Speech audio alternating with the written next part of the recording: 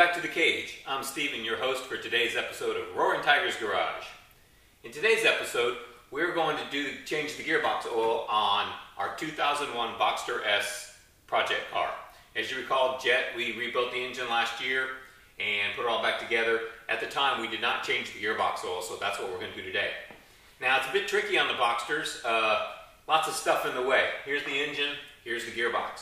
So to do that, you've got to remove these diagonal stabilizers and this structural plate right here to get to what you need. So the first thing we're going to have to do is remove this plastic panel, which is just a couple 10mm bolts, plastic bolts, one metal bolt here, and some Phillips screws. That's got to come off.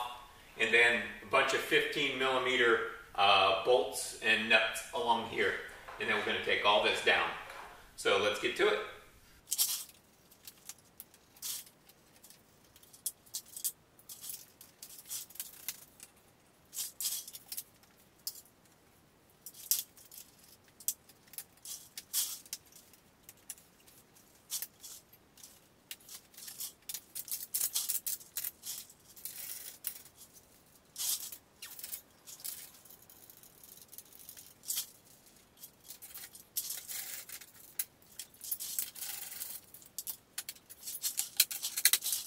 Alright, once you have the structural panel and the diagonals out of the way, and note, this plastic panel, it actually makes sense to actually jack up the car and remove the plastic panel first, because then you have to really move these lift points really far forward so that you can get the diagonals out. So I recommend that you do that in 2 steps, whether you're doing it with a floor jack or with a lift like this. Is pull the plastic strip out first and then reposition the supports so that you're not blocking these screws that hold the diagonals in. So back to what we were talking about. Once the structural stuff is removed, you have the full gearbox exposed. On the 6-speed transmission, you have a 10mm hex here, which is your drain plug. And you also have a 10mm fill plug right here on the side. Okay? That's on the 6-speed. On the 5-speed, it's a little goofier. One of them is a 17mm hex, which I believe is the fill plug. And then you have the really goofy thing, a 16mm triple square. Okay, you can get it from Schnabel or a couple of other vendors on Pelican or eBay.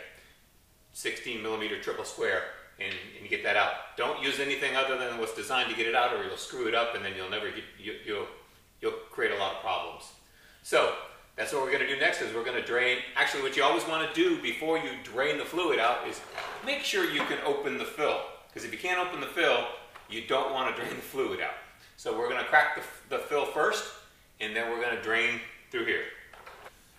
Alright, once she's finished dripping, and she's just kind of a slow drip right now, this goes back in. There's no crush washer on this, but always check if there's a crush washer on it, always replace the crush washer. Do not reuse them. It's still dripping a little, but as soon as I stick that in and start that, it's going to stop. I wiped it all down, and slide this out of the way. Okay, got a little on the floor here. I don't want to track that all over my clean garage floor. I kind of wipe this off as I'm screwing it up there. That way it keeps all the extra debris out.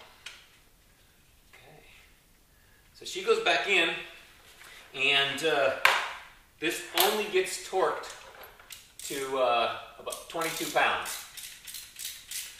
Now, something I like to do on my car is when I'm pulling a lot of this stuff off, I don't like looking up torque values a lot. So I'll take a Sharpie, and like next to here, I'm just going to write a little reminder. Here we go. That this is going to go to 22 pounds.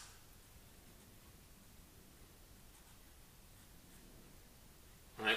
And this upper one here is going to go to 18 pounds. I'm going to write that there now while I'm here. Then next time I do it, I don't have to look it up.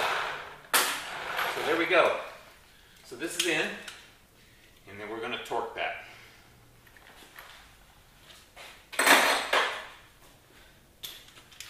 22. We're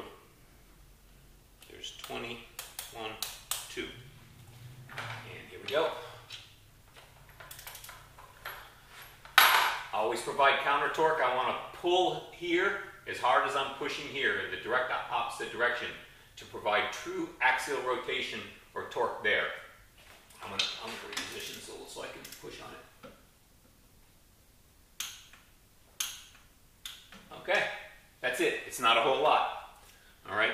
If it leaks, then and you start to notice a drip on your floor, then put a couple more pounds on it if you have to.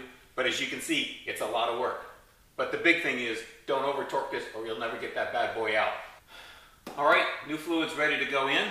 We're using a Mobil 1 synthetic gear oil 70W90. This is the standard gear lube oil that goes in every Porsche since the beginning of time. This is the same stuff that Porsche racing team uses. This is the stuff. You can put, there's a couple other brands. I think Swepco is a brand you'll hear putting in Boxsters, but this is the stuff that Porsche uses, and it's the stuff. So this is just a little pump that I got from Harbor Freight, and it goes right there in the hole. And what we're going to do is we're basically going to just pump this gently and slowly until this starts dribbling out of here. Now, the Porsche manual will tell you you need to be a couple millimeters short of this fill hole. That's kind of hard to do. You have to create like a paper clip and keep sticking it in there like a dipstick, but it always gets fluid on it because there's fluid in the threads here. And in reality, when the vehicle gets lifted up, it actually drops down a little bit. So the car's basically level. I'm really good with just getting till it just starts to overflow. So there we go. There's our fluid, and I need to get a paper towel here before I can manage that overflow when it happens. Here we go. So it's supposed to take about a gallon, and somewhere on the side here, where I write that. Here we go. I get about 60 milliliters per pump, but historically somewhere around 50, 53 pumps gives me about a gallon. So I'm going to count it. I'll fast forward it so I don't bore you. So right at 50 pumps, I saw the first drip right here. Stop pumping, put the cap in. Let's get that out of the way. So I screwed the cap in all the way, and then I actually wiped it all down too. And then this is going to go to 18 pounds. And oh yeah, we were at 22, so let's back off to 18 pounds. And there it is, 18 pounds. It is not much. All right, at this point, we're going to button it back up.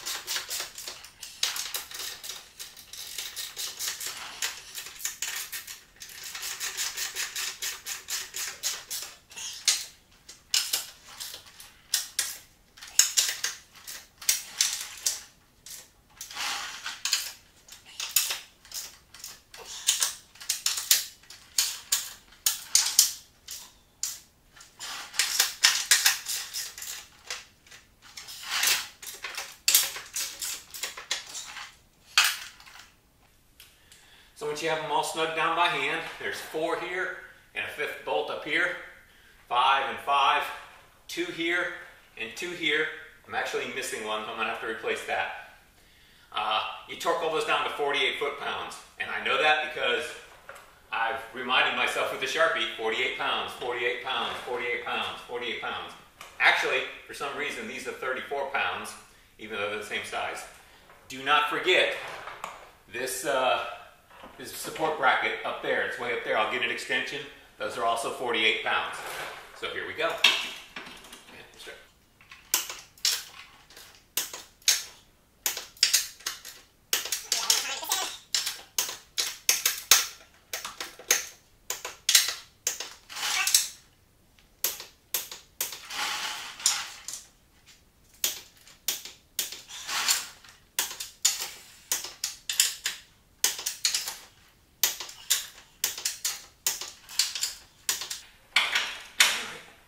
Those.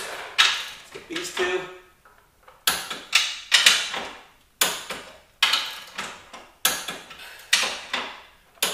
Alright, I'm going to do these upper ones with an extension, then come back and do these at 34 pounds. Well, there you go, Tigers fans. That's changing gearbox fluid on a 2001 Boxster S.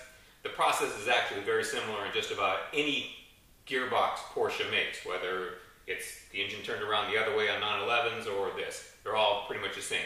Keep in mind the manual transmission.